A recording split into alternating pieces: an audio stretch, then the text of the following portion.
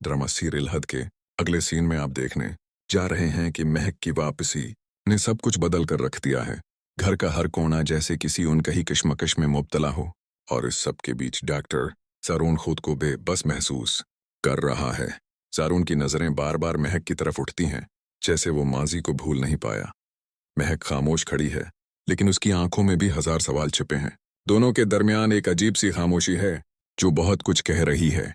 इसी लम्हे फरियाल वहां आती है, और जैसे ही वो जारून और महक को एक साथ देखती है, उसका दिल टूट जाता है। वो गहरी सांस लेकर जारून से कहती है, मुझे पहले ही शक था जारून कि जैसे ही महक वापस आएगी तुम मुझे छोड़ दोगे।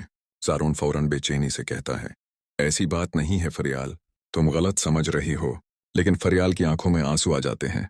वो हल्की सी मुस्कुराहट के साथ कहती है, नहीं जारून, शायद मैं ही गलत थी। मुझे मालूम था कि तुम ने मुझसे शादी के लिए हाँ सिर्फ अपनी माँ के कहने पर की थी। तुम्हारा दिल तो हमेशा महक के पास ही था। ये सुनकर जारून खामोश हो जाता है, क्योंकि सच्चाई कहीं न कहीं वो खुद भी जानता है।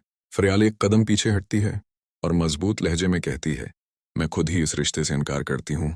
मैं नहीं चाहती कि मेरी वजह से तुम्हारी जिंदगी में मजीद उलझनें पैदा हों। मोहब्बत जबरदस्ती नहीं होती जारून। ये कहकर फरियाल वहां से चली जाती है, और जारून बस उसे जाता हुआ देखता रह जाता है।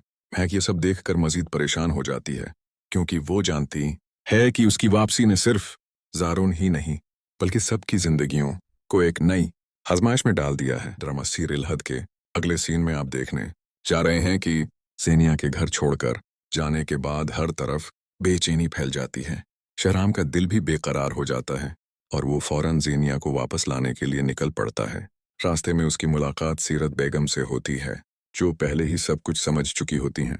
वो शहराम को रोक कर निहायत संजीदा लहजे में कहती हैं, शहराम बेटा, ज़ेनिया ने तुम्हारी खातिर किया कुछ नहीं किया। उसने अपनी खुशियाँ, अपनी इज्जत, सब कुछ तुम पर कुर्बान कर दिया। वो तुमसे सच्ची मोहब्बत करती है और तुम्हारे बगैर नहीं रह सकती। शहराम खामोशी से सीरत बेगम की बातें सुनता रहता है। उसके चेहरे पर पछतावा साफ नजर आ रहा होता है।